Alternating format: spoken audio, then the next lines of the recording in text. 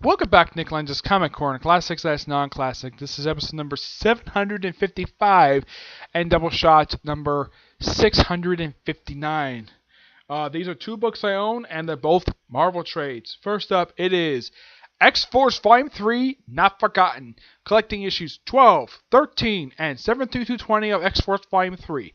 Written by Chris Yost and Craig Kyle, artwork by Clayton Crenn and Mike Choi. The first couple issues deals with the Leaper Queen. Yep, that's what the first two issues deal with, and the last issue ending dealing with the death of Boom Boom. Now, those of you curious though, where the heck are 14 to 16? Well, that's where the book does, in fact, do something right. Apparently, DC should have learned from this particular problem when they did New 52 trades.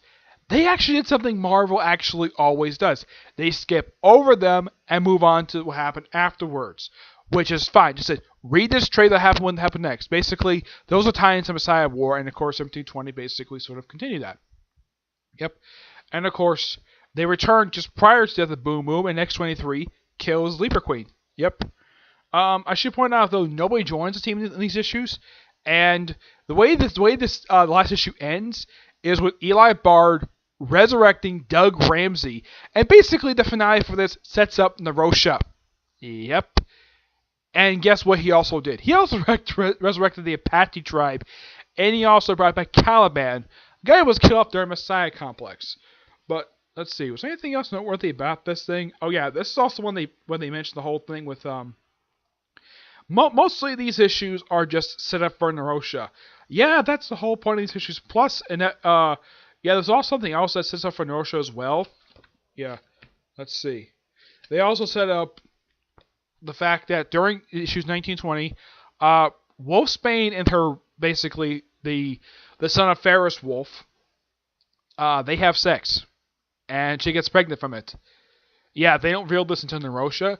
So during the events in Narosha, he contacts Hela of all people and asks her to sort of heal her and the baby. So he sort of gives him his life, and so okay, bring back Elixir. Okay, bring him back and he'll heal it. She's like, okay, fine. And of course, she does. And then apparently, Peter David forgot what happened in here, because apparently, Wolfsbane did not know who the father was, despite the fact he was basically a son of Ferris Wolf. Yep. But, yeah.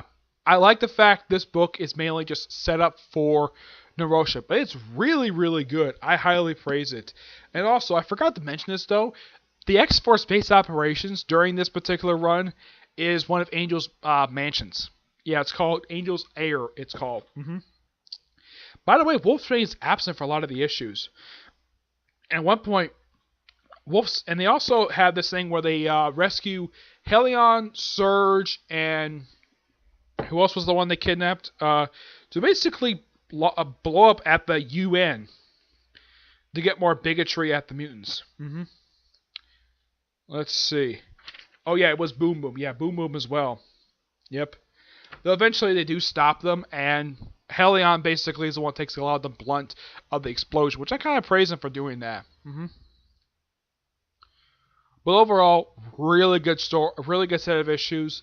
And if you want something to set for Narosha, which is an awesome event, I highly recommend the event Narosha, which comes right after this. I'm going to give this book 9.75 out of 10. It's really, really good. I love what they do in here, and I personally can't wait to get my hands on Messiah War and the first day for this, because it's just so good. It's just kind of weird, though, the fact that right after this run ended, Garrett relaunched as Kenny X-Force, but Rick Remender, but still, he continues the awesomeness, but he did change the lineup for this particular era. Yeah, he did. He changed the lineup. Basically, the only people he kept from this roster was just Wolverine and Archangel.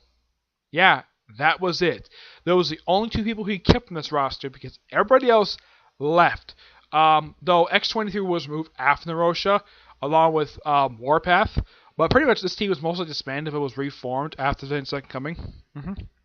But yeah. Now we'll move on to a book about a villain. This book is written by Jerry Conway, and the artwork is done by Mike Perkins. What book is this? Carnage. Yep, Carnage. The one that got away. Yep. Collecting the first 5 issues of Carnage Volume 2 and the story from All New, All Different Point 1. Yep, an ongoing series for Carnage. Yeah, I spoke to Mike Perkins about this. Even he was a little weird about doing an ongoing series for a known villain. He's the one particular character I didn't get why Marvel gave him an ongoing series, but Jerry Conway and Mike Perkins made it work. Yes, he made this work. It was interesting. And the fact that they throw in the Darkhold, which is a book, which is an item that was created by Jerry Conway for the Darkhold ongoing series in the 90s.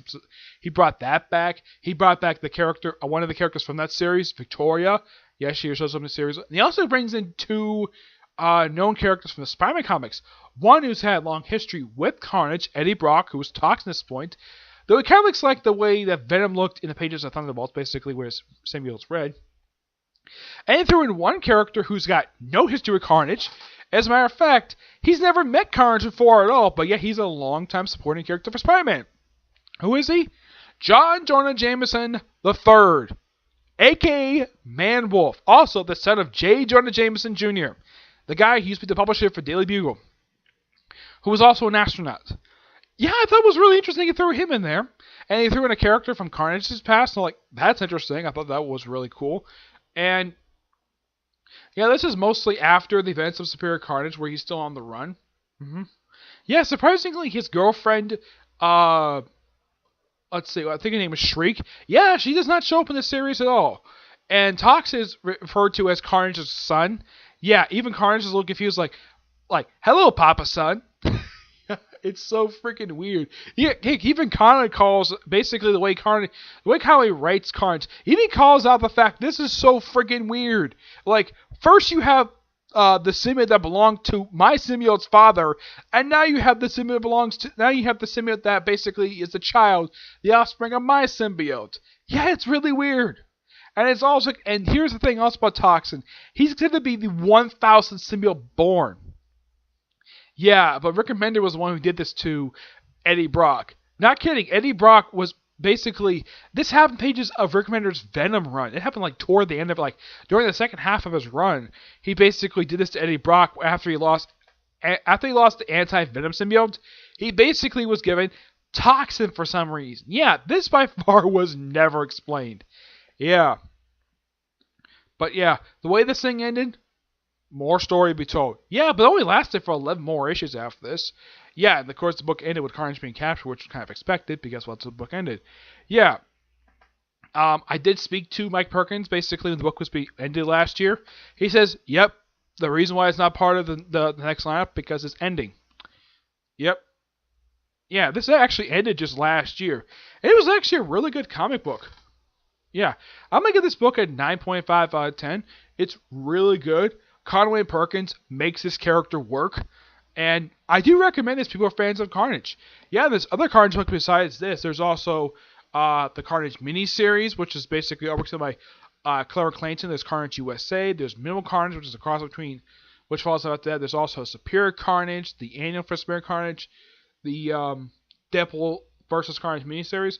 Yeah, basically for the past 8 years, for over the course of 2010 to 2017, basically Marvel was giving Carnage a big push when it comes to series. And this is by far Carnage's first and only ongoing series. Yep. And am I going to get the other Carnage trades? Yes. Because I thought this was so good. And I found this book to be so compelling. I even spoke a little bit about this to Jerry Conway. Even he basically thought it was kind of weird we're giving a villain an ongoing series. But he made it work. He made it work for over a year. Despite the fact the book ended, I don't think it ended because of low sales. I think the book ended because, well, they probably felt like ending it there. Yep. So yeah, not much else to say, but a great comic book, alright? So that's going to be it for this episode. Next episode is going to be a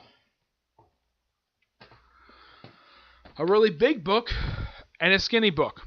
Yep, but they're both Marvel, okay? But until I see you there next episode, bye.